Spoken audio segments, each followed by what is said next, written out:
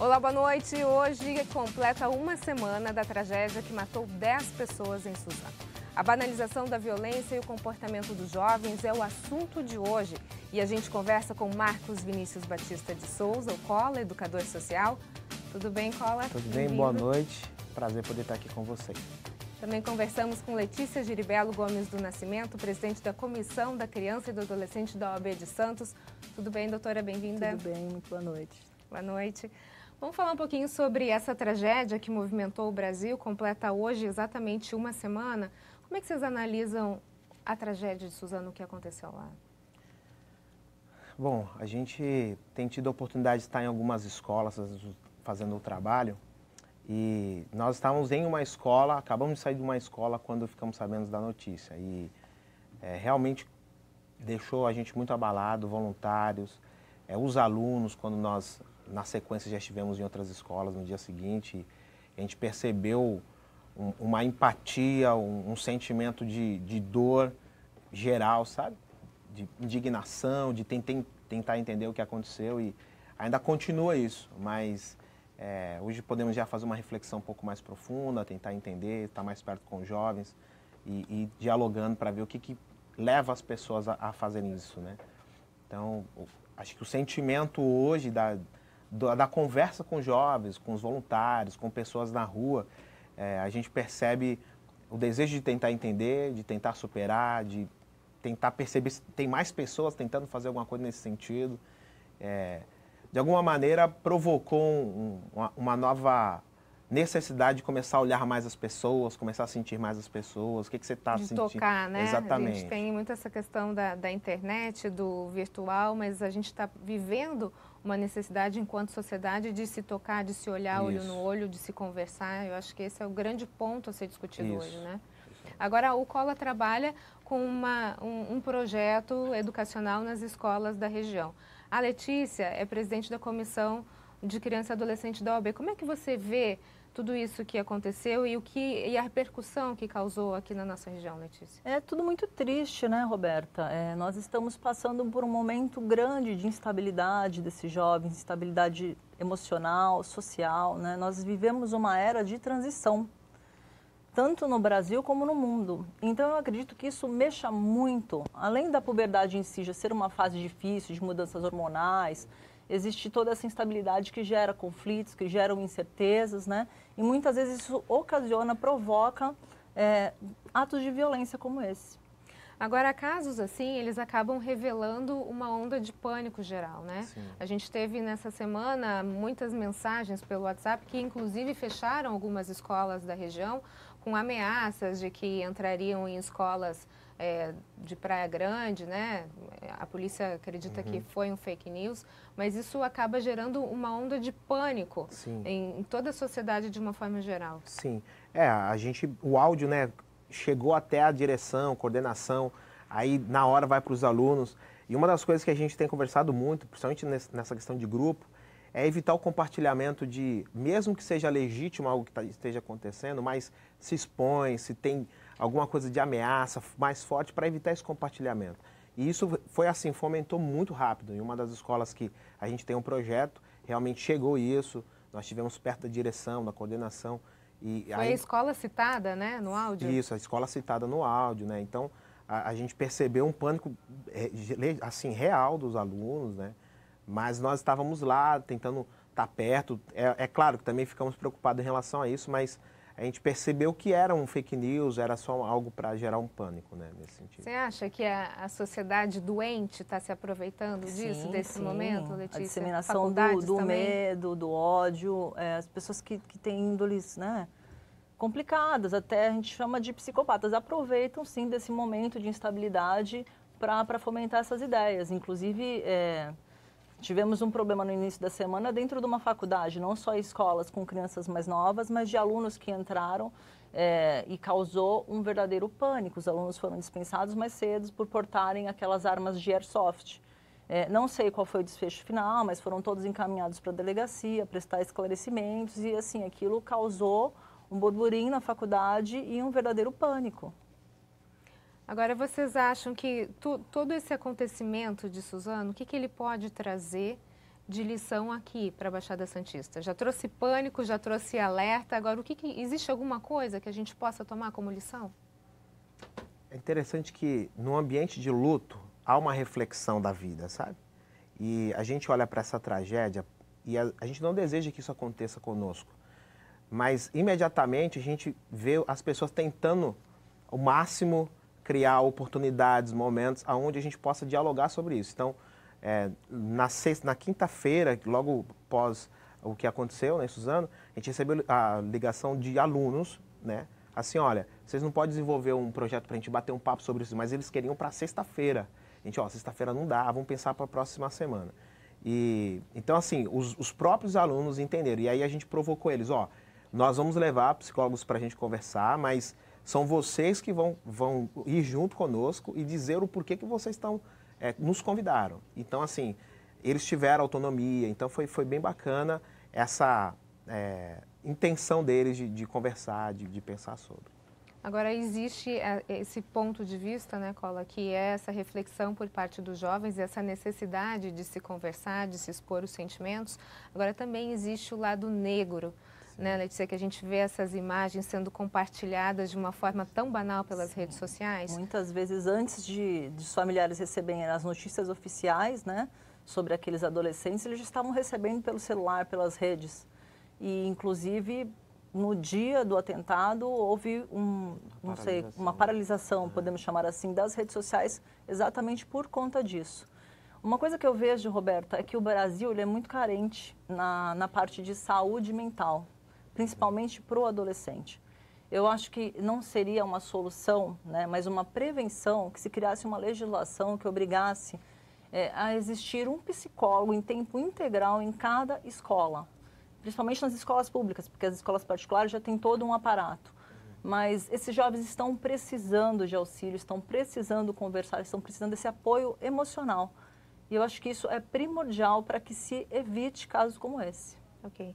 No próximo bloco a gente continua a falar sobre a tragédia de Suzano e a gente vai conhecer um pouquinho mais do projeto do Cola. Nós voltamos em instantes. Até já. O ND está de volta e o nosso assunto de hoje é a tragédia que aconteceu em Suzano há uma semana. Eu converso com Marcos Vinícius Batista de Souza, o Cola, educador social, e também com a Letícia Giribello Gomes do Nascimento, presidente da Comissão da Criança e do Adolescente da OAB de Santos. A gente está falando sobre a tragédia que aconteceu em Suzano e agora eu gostaria que você explicasse um pouquinho como é que funciona o seu projeto, Cola, que já existe na nossa região, né? Atende algumas escolas da Baixada Santista e é feito com os jovens, exatamente para evitar esse tipo de situação que a gente teve em Suzano, né? Exatamente. Bom, o projeto Capaz, né, significa Capacitando Pacificadores, ele iniciou na Escola Antônio Pacífico, de São Vicente, e a ideia é exatamente essa de potencializar o jovem, a ele ser o protagonista da sua própria história, através de princípios, valores e virtudes. E aí a gente tem um grupo de voluntários, né, que professam a fé cristã, e aí a gente entra na escola através de uma proposta bem dinâmica, interativa, e aí a gente apresentar aos professores a direção, e eles permitem essa entrada de maneira facultativa, tanto para os alunos quanto para a escola. Eles reconhecem, entendem e concordam com isso. E aí o projeto vem como esse suporte para a escola em algumas áreas que não pode, a escola está frágil, não pode cuidar, por exemplo. A Letícia citou essa questão de profissionais, a gente tem parceiros, né, temos voluntários que são psicólogos, voluntários que são advogados, que ajudam numa necessidade que a gente esteja desenvolvendo algum projeto. Mas o Capaz, ele funciona de maneira semanal, uma vez na semana nós estamos na escola. A gente utiliza 15... No contraturno escolar? Não, na aula mesmo, né? A gente fica ali junto com os professores e a gente tem a oportunidade durante 10 a 15 minutos no máximo, a gente partilha um princípio, um valor, vai de sala em sala, partilha um valor e na hora do intervalo nós ficamos parados, não pegamos violão, não fazemos roda de oração, nada disso. A gente fica parado e aí os alunos vêm até nós, né? Então a gente acredita que essa vinda dele até nós é o tchan do projeto, a gente pode dizer assim, porque é o relacionamento, né? Eu acho que é importante essa observação também, né? Do aluno interagindo com os outros, até para poder identificar se aquele jovem tem algum tipo de problema, de deslocamento. Sim, não, e é muito bacana porque o projeto, assim, a gente são vários temas. Então a gente fala sobre honestidade, generosidade, respeito. E assim, é padrão, né? Na hora que a gente está no intervalo, o aluno, ele, na maioria das vezes, ele expõe algo dele, mas assim, de maneira muito informal. E a gente sempre incentiva o voluntário a ele compartilhar muito dele, né? A gente diz que para participar do projeto não pode ter medo de dizer quem é. Trazer empatia, né? Exatamente. Então ele vai se expor, vai compartilhar situações que ele vivenciou, que ele superou. Então a gente tem voluntário que esteve na Fundação Casa, que hoje vai até a Fundação Casa e partilha, né, sobre as suas vitórias, suas conquistas. Quer dizer, esse projeto não é só feito em escolas. Não. Hoje nós estamos na Fundação Casa de Itanhaém, São Vicente e no NAI, em Santos, que é ali atrás de Santa Casa, né? Então, assim, tem essa parceria também nesse ambiente. A escola particular também, estamos em algumas escolas particulares. Agora, essa interação, Letícia, a gente vê que hoje eu acho que é o clamor do jovem, né? Essa questão da conversa, do olho no olho, ter a noção de que alguém se importa por ele. Exato. Ele precisa chamar a atenção, né, muitas vezes.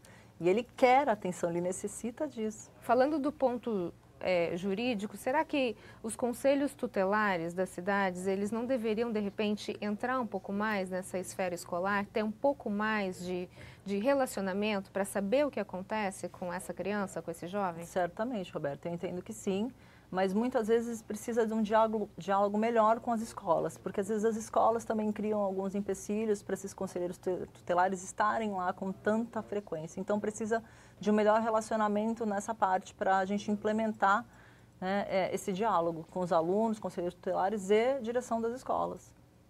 Diante desse problema que aconteceu em Suzano, essa tragédia, obviamente vocês já discutiram isso dentro do projeto Capaz, né?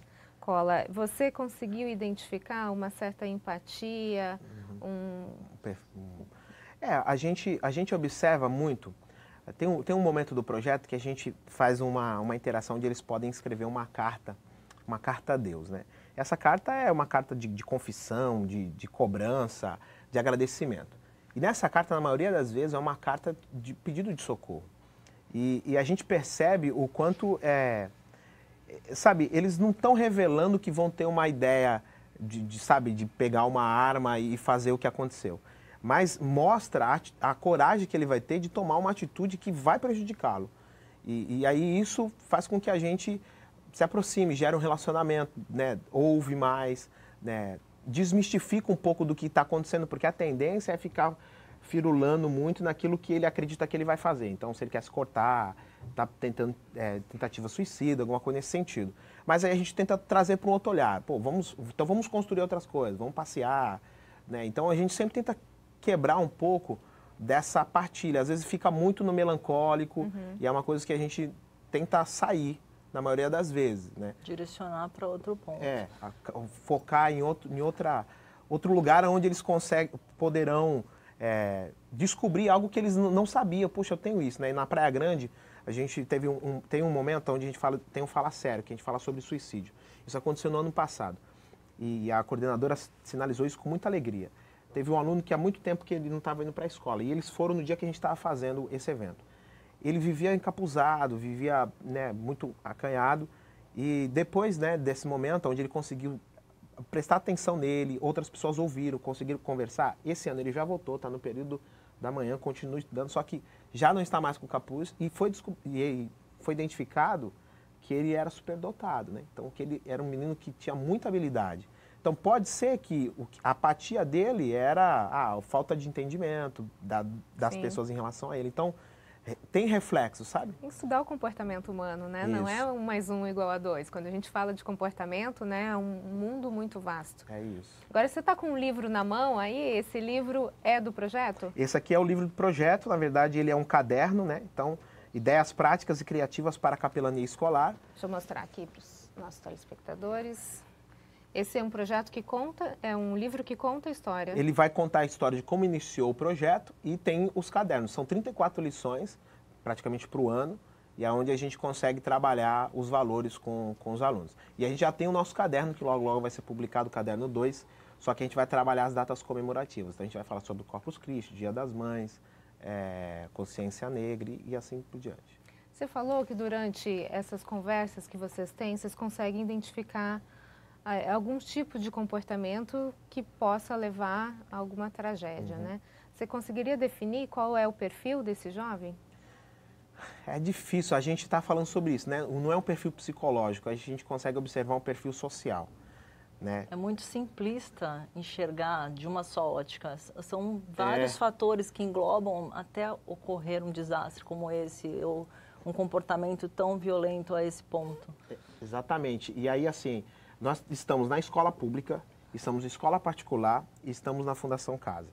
Por exemplo, escola pública é muito interessante porque a ausência dos pais é muito intensa, né? Já diferente de uma escola particular que pode ser que seja camuflado, mas de alguma maneira os pais estão lá, né? Pode ser que eles troquem a presença deles por presentes, essas coisas. Já não tem isso na escola pública. A gente vai encontrar o menino superando ali, se virando, né?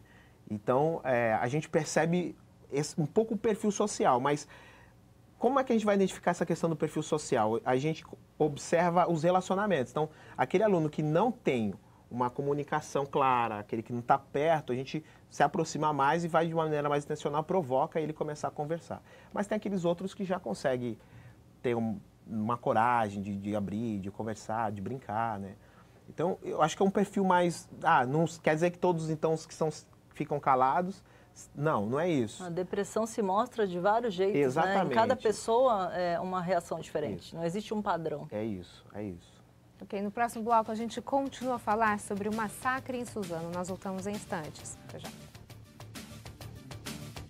O ND está de volta e o nosso assunto de hoje é uma semana do massacre de Suzano e eu converso com Marcos Vinícius Batista de Souza, o Cola, que é educador social, e com a Letícia Giribello Gomes do Nascimento, presidente da Comissão da Criança e Adolescente da OAB de Santos. A gente está falando sobre o projeto e a gente tem alguns depoimentos de pessoas que participam do projeto Capaz. Olá, meu nome é Beatriz. Faço parte da MPC Baixada Santista, atuando no projeto Capaz, e tenho visto o quão importante tem sido esse projeto. Até porque eu fui alguém que encontrou esperança e transformação através desse projeto. E poder fazer isso na vida de outros jovens e adolescentes tem sido algo gratificante demais. Temos entendido a importância desse projeto na vida de outros jovens e adolescentes, até relatos que eles mesmos falam sobre o que eles faziam e não fazem mais, algo que tem alcançado e transformado a vida deles. E para mim é muito gratificante poder participar desse projeto, poder participar dessa transformação. Nós acreditamos nesses jovens e adolescentes, estamos aí para levar esperança nas escolas. Ela é voluntária? A voluntária, a Bia. Ela atua na Escola Francisco Meira, de Santos, na Escola Maria Tereza e no Armando. Agora, ela mencionou ali, Cola, que ela também participou desse projeto Sim. como estudante antes, é isso? Sim, na verdade eu estava fazendo um trabalho no Antônio Pacífico, lá no comecinho do projeto. Eu estava ensaiando com os adolescentes a quadrilha, e aí ela chegou na escola, estava muito complicado o relacionamento dela, né, família, enfim. E aí a gente bateu um papo e a partir dali foi o contato que eu tive com ela. Eu não sabia que ali naquele encontro com ela tinha tomado algumas decisões. Aí em 2018, em março, ela se aproximou da gente, do trabalho, e aí ela abriu isso, eu não sabia. E aí a partir daí ela está conosco. Tem ajudado é isso aí. Que gratificante, hein? É, bacana, né? Agora a gente tem um depoimento também de um aluno, é isso? Eu me chamo Letícia, eu sou uma das meninas que acompanha o projeto da capelania. Eu estudo no Armando, tenho 17 anos, e eu vim aqui para falar um pouco sobre a importância da capelania no nosso dia a dia e todas essas coisas. Eles sempre nos ensinam a tratar bem um ao outro, a amar mais, a ter mais empatia, sabe? Se importar mais com os outros. Realmente é fazer a diferença, sabe? Não nas pequenas coisas, mas sim em tudo. Em tudo mesmo. Eles têm sido essenciais para nós mesmo, têm nos ensinado bastante. E eu já tenho visto uma grande mudança na nossa escola depois que eles entraram. E tem sido muito importante ter eles conosco, eles têm nos ajudado a crescer demais. Ela, aluna? Aluna. E foi muito bacana quando a gente voltou agora, no início do ano, para consolidar a parceria com a escola. Aí as coordenadoras, elas sinalizaram, né, que a gente conversou com os professores e vocês já fazem parte do planejamento da da escola, né? Então, a gente fica feliz, né, com esse desenvolvimento, e ela reconhece, né, a coordenadora falou, olha, realmente é um ambiente de paz, e com os alunos na escola, né, com a presença de vocês. Eles se sentem integrados, né? E para eles é muito importante isso, essa participação, esse reconhecimento. Isso para o jovem acho que é um dos pontos-chave essa questão do reconhecimento, de se sentir valorizado. Agora, doutora, existe alguma iniciativa por parte da OAB, da Comissão dos Direitos da Criança e do Adolescente, de tentar reverter essa situação de violência que a gente vive, de repente, através de discussões ou algum projeto semelhante? Sim, então, estávamos conversando, até preciso implementar com o Marcos alguma parceria nesse sentido. A OAB mudou a diretoria recentemente, nós estamos assumindo. Próxima segunda-feira é a nossa primeira reunião para conversar sobre as perspectivas para o próximo ano.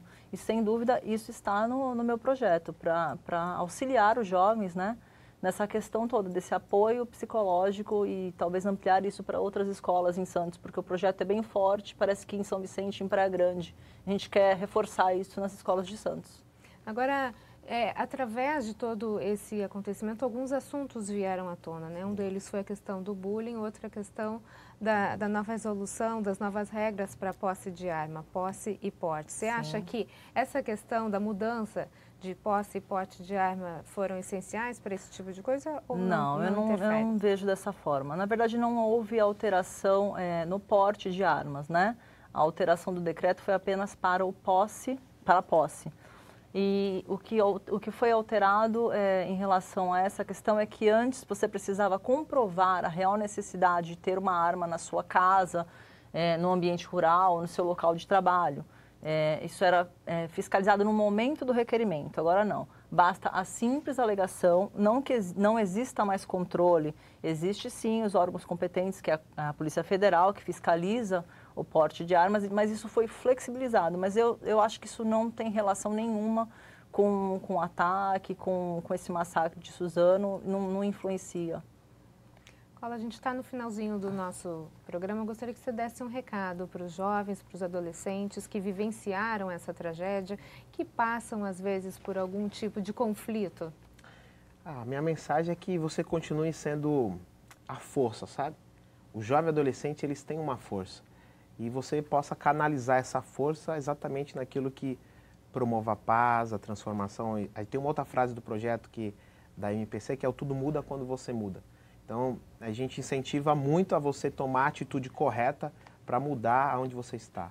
Independentemente se você está num lugar difícil, né, na família, há um desrespeito, há uma falta de empatia, que você tome essa atitude de começar a ter respeito, a ter empatia, né? Então, acho que é isso. E se você deseja, assim, conhecer, estar mais perto, você que gostaria de somar conosco, a gente, assim, o tempo todo está precisando de voluntários, né? A Letícia comentou de expandir para Santos. A gente só não está mais em Santos porque falta mais voluntários em Santos. Você pode deixar o site e o telefone rapidamente? Sim, o nosso site é www.mpcbaixadasantista.com e também tem o meu telefone, você pode fazer contato e assim a gente passa os direcionamentos. Cola, Letícia, muito obrigada pela participação de vocês. Obrigada. O ND fica por aqui. Tudo muda quando você muda. Uma boa noite para você. Até mais.